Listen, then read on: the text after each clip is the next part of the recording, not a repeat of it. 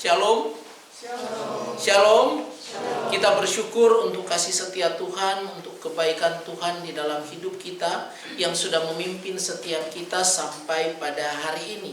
Mari kita membuka bersama-sama Alkitab kita di dalam Amsal pasal yang ke-31.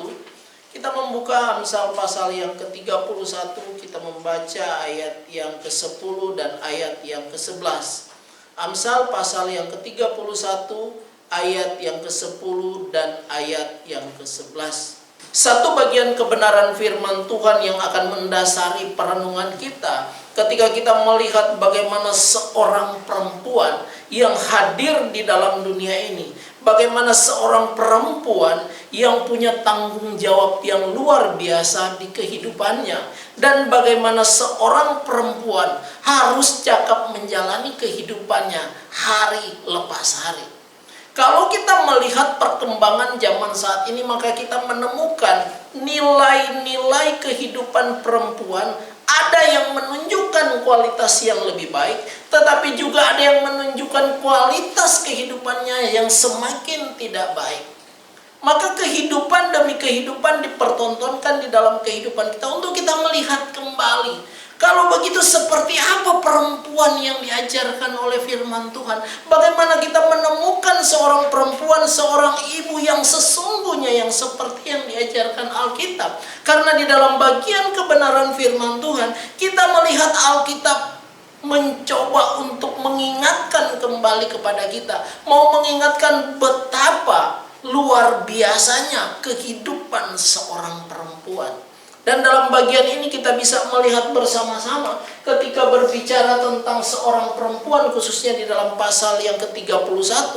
Maka di sini seorang penulis yang bernama Salomo mau mengisahkan kembali tentang kehidupan seorang perempuan atau seorang ibu atau seorang istri.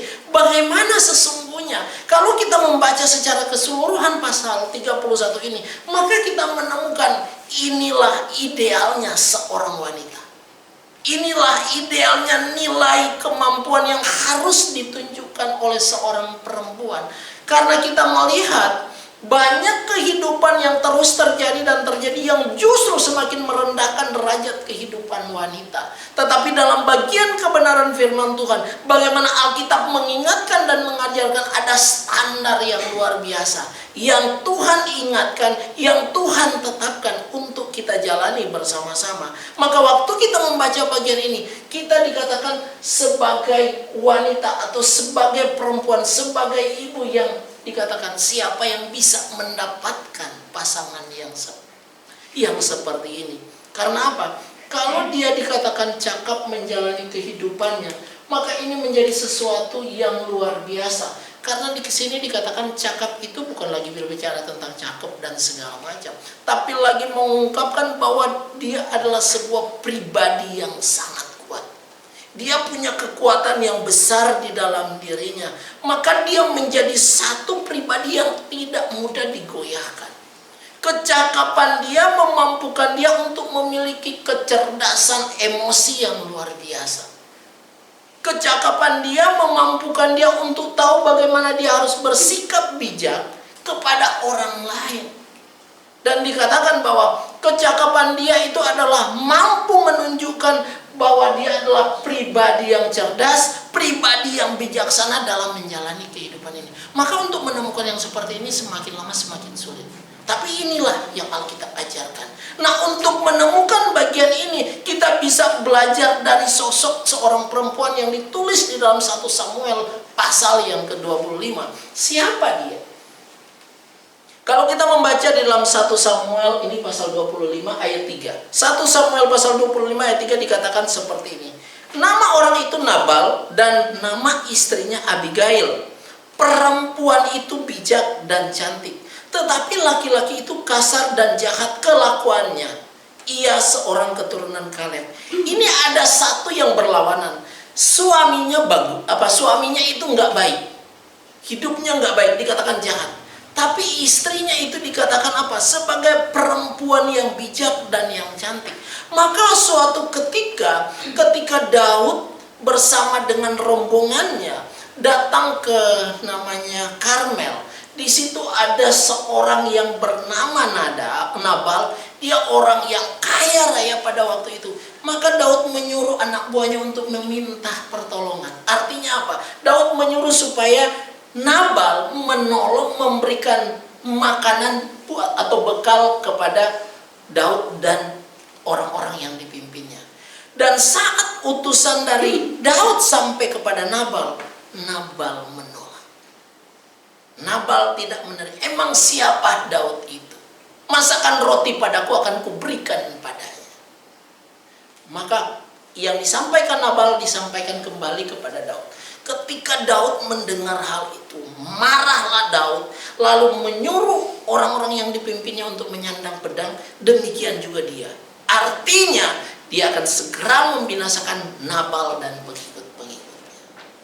Nah, saat keputusan dari Daud sudah disampaikan pada waktu itu, maka ada salah satu anak buah Nabal yang mendengar hal itu datang menyampaikan kepada istrinya, kepada Abigail.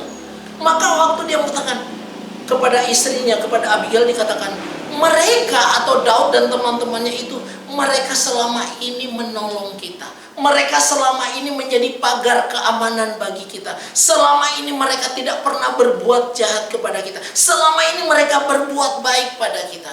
Tapi tuanku Nabal tidak mau menolongnya.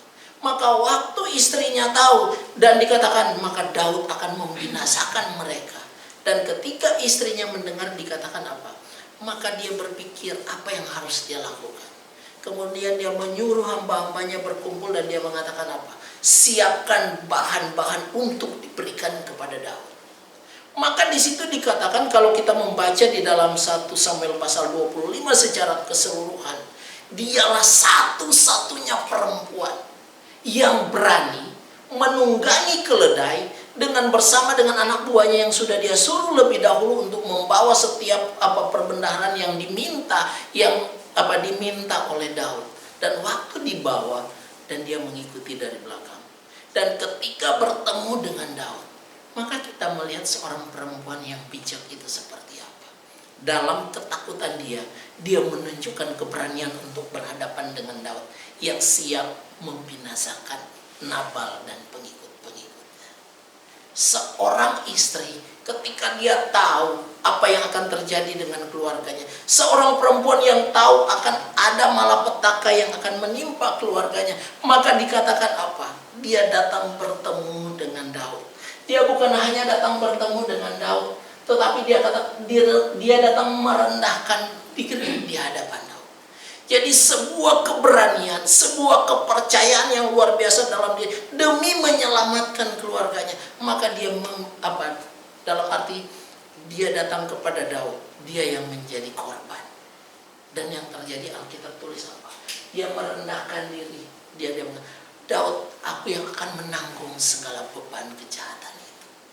Bukan hanya itu saja yang dia katakan, tetapi dia mengatakan dia memohon belas kasihan kepada Daud. Maka dalam bagian ini ketika dia memohon belas kasihan kepada Daud, dia menyerahkan seluruh apa yang dia bawa. Kemudian dalam tindakan ini dia berkata, berbelas kasihlah kepadaku, berbelas kasihlah kepada kami. Maka dia memohon pengampunan.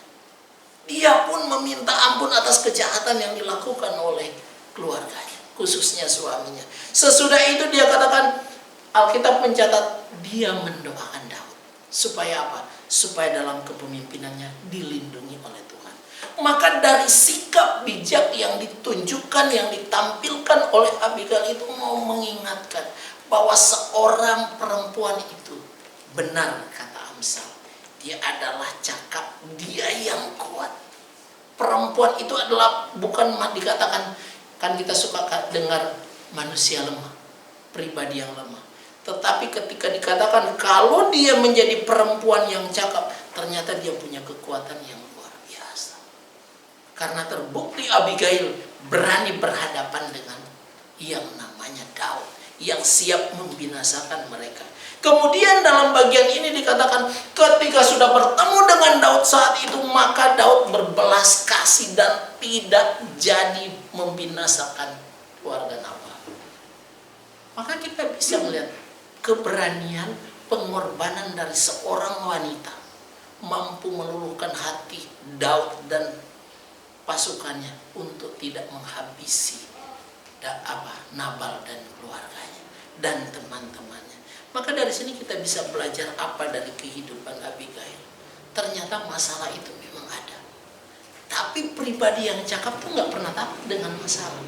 Tetapi dia bertindak sebagaimana dia harus bertindak menghadapi sebuah kenyataan, sekalipun nyawa dia menjadi taruhan. Maka hal ini mengingatkan kita kembali kepada siapa? Satu bagian ini mengingatkan kembali seperti Esther. Dia berani menyerahkan nyawanya, mempertaruhkan nyawanya demi keselamatan orang-orang Yahudi untuk menghadap raja. Maka sikap perempuan yang seperti ini digambarkan. Inilah gambaran perempuan yang cakap, yang luar biasa. Perempuan atau wanita yang tidak hanya memikirkan dirinya sendiri, tetapi dia memikirkan keselamatan dari orang-orang yang bersama dengan dia. Itu kalau kita bisa melihat dari sisi Abigail, kita bisa belajar dari Esther. Kemudian di sisi yang lain kita bisa belajar dari perempuan di Yope. Kalau kita belajar dari kitab Kisah Para Rasul pasal 9, sesudah pertobatan dari Paulus, maka dikisahkan bagaimana ada seorang perempuan yang dikatakan dia adalah murid Kristus. Namanya Dorcas. Bukan Pauce ya. Namanya Dorcas atau Tabita. Kemudian dikatakan dalam Alkitab bahwa si Dorcas ini punya kehidupan yang luar biasa. Diceritakan bahwa dia suka berbuat yang baik. Dia suka menolong orang. Tapi waktu itu dia mengalami sakit keras. Mati.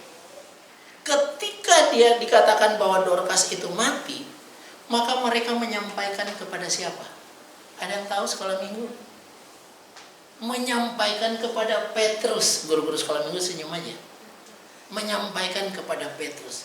Maka Petrus datang. Ketika melihat semua sedang menangis, dan waktu mereka sedang menangis, mereka berkata begini. Itu perempuan-perempuan yang janda-janda mengatakan seperti ini. Ini adalah perempuan yang baik.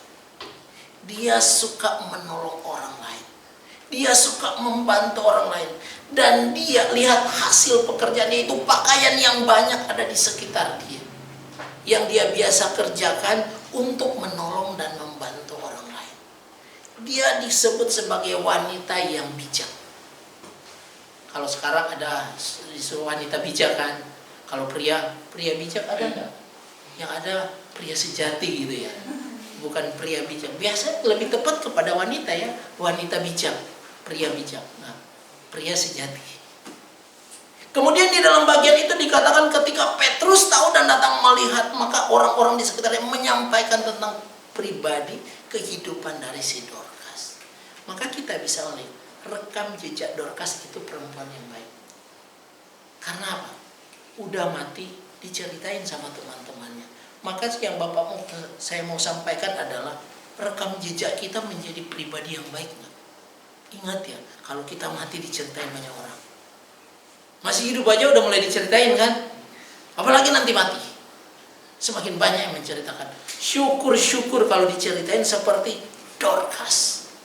Perempuan yang bijak, yang suka menolong orang, yang suka melakukan hal yang baik. Dan dikatakan ketika Petrus sampai, hanya Petrus berdoa dan terjadi apa? Dorcas bangkit lagi. Dia mengalami kehidupan yang kedua. Dia dibangkitkan oleh Petrus. Maka bersukacitalah orang-orang yang ada pada waktu itu. Berbeda dengan Nabal. Waktu istrinya menceritakan, Abigail menceritakan kepada suaminya bahwa aku sudah bertemu dengan Daud yang akan segera membinasakan kamu. Tapi aku sudah meminta permohonan belas kasihan dan dia berbelas kasih. Tahu nggak yang terjadi? Ketika Nabal mendengar itu, maka dia dikatakan apa? Kalau bahasa kita, jantungnya langsung kena stroke. Waktu dia mendengar, waktu Nabal mendengar istrinya sudah bertemu dengan Raja Daud, maka dikatakan terhenti hatinya bergerak. Kalau bahasa kita serangan jantung langsung kena. Dan dikatakan oleh Alkitab apa? Dia cuma bertahan hidup 10 hari. Nggak lebih dari itu. Tapi 10 hari itu dia dalam keadaan yang nggak bergerak sama sekali. Seperti orang yang kena stroke.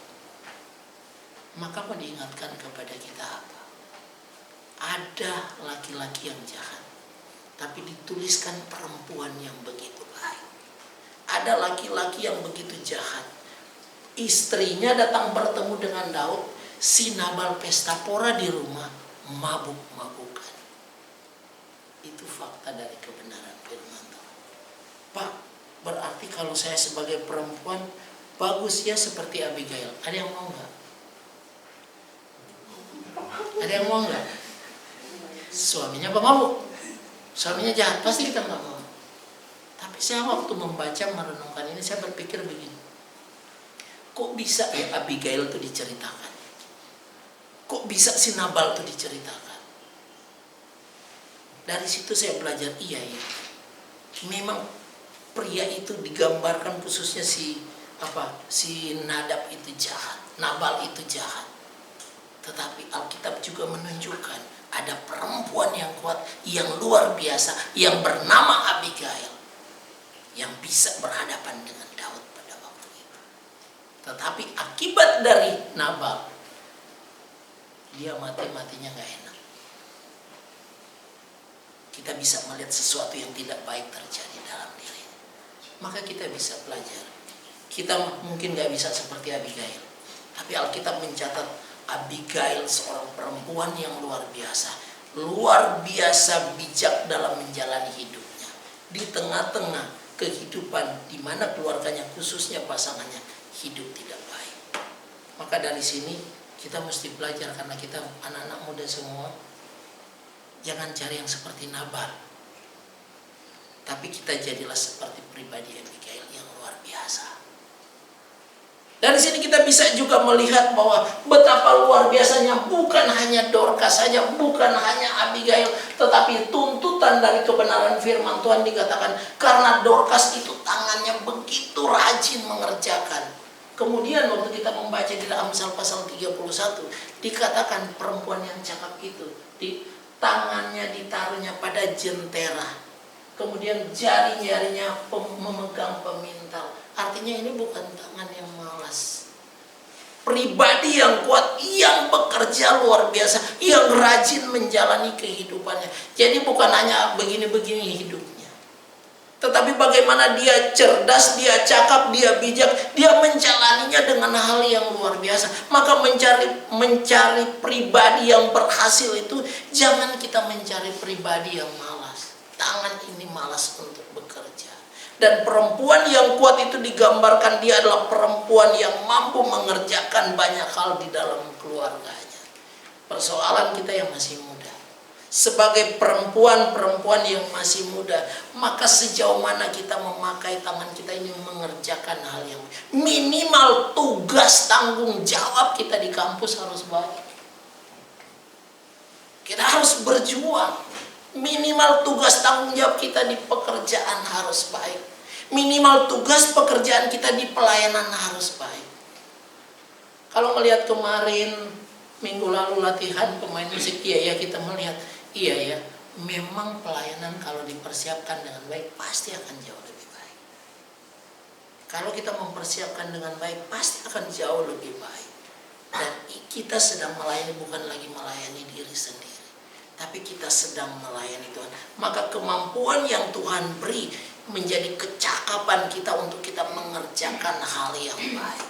Dan itu adalah hal yang indah dalam kehidupan kita.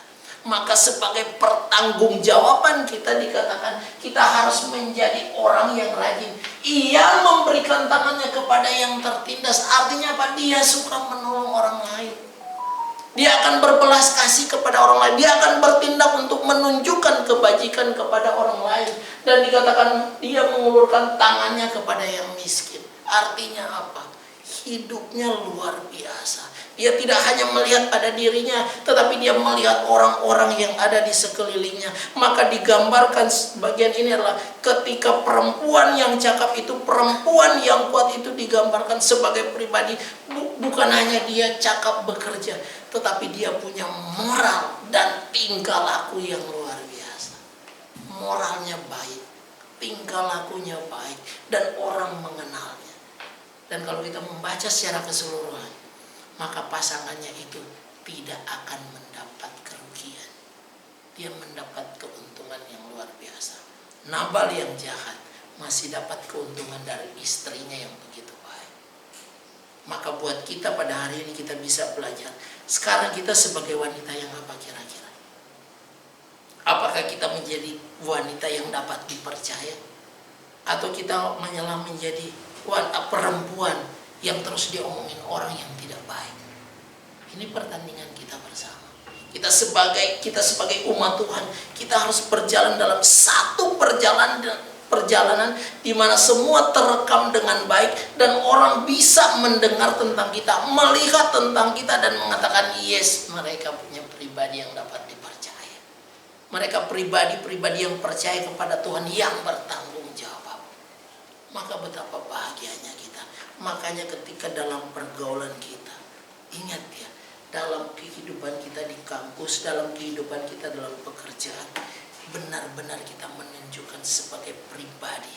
Di pergaulan dapat dipercaya, di pertemanan dapat dipercaya, di perkuliahan dapat bekerja, di pelayanan pun kita harus dapat dipercaya. Kenapa? Itu panggilan. Dan Tuhan menghendaki kita seperti itu.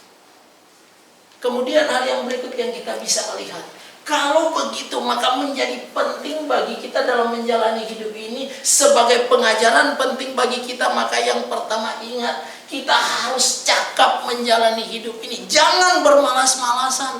Kita harus menunjukkan kita sebagai pribadi bukan hanya telah ditebus oleh Tuhan, bukan hanya pribadi yang sudah diselamatkan oleh Tuhan, bukan hanya pribadi yang mengaku percaya kepada Tuhan, tetapi pribadi yang bertanggung jawab dengan kecakapan yang Tuhan beri dalam kehidupan kita, sehingga hidup kita memuliakan nama Tuhan.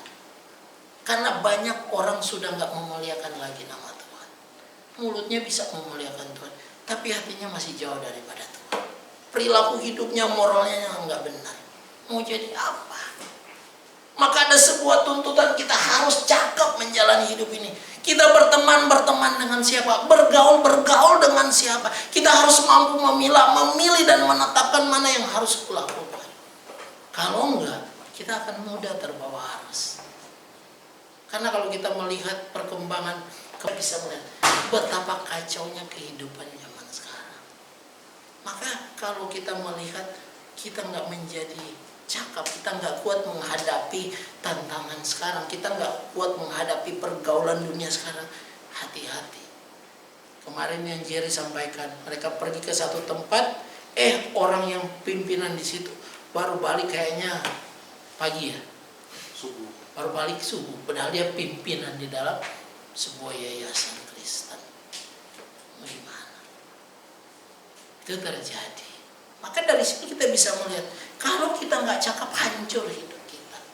Maka kecakapan itu adalah hal yang penting untuk kita ingat dalam diri kita, supaya kita bisa membangun sebuah kehidupan yang baik dan yang benar, dan memandang kepada kehendak dan ketetapan Tuhan. Dan yang kedua adalah bagaimana kita pribadi yang memiliki moral dan perilaku yang baik. Sejauh ini kadang kita jarang mengevaluasi ya. Kalau kita mengevaluasi orang lain, kita lebih pintar ya. Tapi kadang kita jarang mengevaluasi diri kita. Sikap kita, perilaku kita seperti apa. Memang bagus ya kalau minimal di 1 tahun tuh ada namanya evaluasi. Sehingga kita bisa tahu bahwa ternyata saya lemahnya di sini, kurangnya di sini. Kita bisa memperbaiki diri bersama. Karena apa? Standar kehidupan seorang perempuan, standar kehidupan manusia itu dikatakan harus apa? Memiliki moral dan perilaku yang baik. Maka dalam perjalanan hidup kita, seberapa banyak perilaku yang baik yang sudah direkam oleh orang lain terhadap diri kita, atau malah sebaliknya. Dan yang berikut yang kita bisa pelajari bersama-sama adalah, mari kita harus melihat pada diri kita bahwa hidup kita ini sangat berharga. Dikatakan apa? Kalau yang kita baca tadi, bahwa perempuan yang bijak itu, dia tuh lebih berharga loh, daripada apa yang dia miliki. Dia lebih berharga daripada permata. Dia lebih berharga dari barang apapun yang ada di sekeliling dia. Karena itulah yang dikatakan bahwa dia yang kuat, dia yang cakap, maka dia dikatakan lebih berharga daripada apa yang di sekitar dia. Maka kalau kita menjadi perempuan yang berharga, maka kita melihat betapa mahalnya diri saya di hadapan dunia ini. Betapa mahalnya diri saya yang sudah ditolong dan diselamatkan oleh Tuhan. Betapa mahalnya diri kita. Makanya jangan menyia-nyiakan masa muda kita. Jangan menyia-nyiakan hidup kita. Karena kita ini adalah mahal harganya. Tetapi akan menjadi murah dan gak ada harga kalau moral dan perilaku kita rusak. Gak jadi apa-apa. Ada banyak hal yang kita harus perhatikan dalam kehidupan kita sebagai pribadi-pribadi yang berharga, yang mau menjaga dirinya dengan baik. Kemudian yang terakhir, takut akan Tuhan dan jadilah pribadi yang dapat dipercaya. Kalau teman di sekeliling kita udah gak mau percaya pada kita, itu bukti kita gak takut sama Tuhan. Kalau orang di sekeliling kita gak percaya lagi dengan kita, itu tanda kita gak percaya sungguh kepada Tuhan. Tetapi kalau kita menjadi pribadi yang takut akan Tuhan, maka orang juga akan melihat benar kok dia takut. Mungkin orang gak suka dengan kita karena kita percaya pada Tuhan, tapi mereka juga melihat, yes, dia adalah pribadi yang takut akan Tuhan. Maka itu semangat kita menjadi pribadi yang takut akan Tuhan dan dapat dipercaya. Maka pelayanan kita, kalau kita melayani di dalam takut akan Tuhan, kita dapat dipercaya oleh Tuhan. Kita dapat dipercaya oleh banyak orang. Dan itu tantangan buat kita. Maka buat kita di pagi hari ini, mari kita mengingat bahwa untuk menjadi pribadi yang dapat dipercaya, ada perjuangan panjang yang harus kita lewati.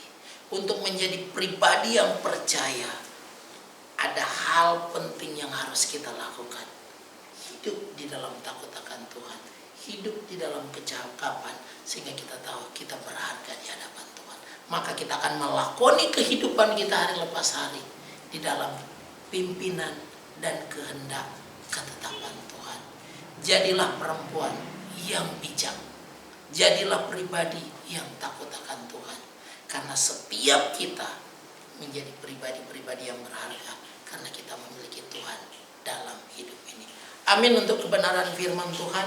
Biarlah firman Tuhan boleh terus menolong kita, mengingatkan kita untuk bagaimana kita menjalani kehidupan ini dengan baik dan benar.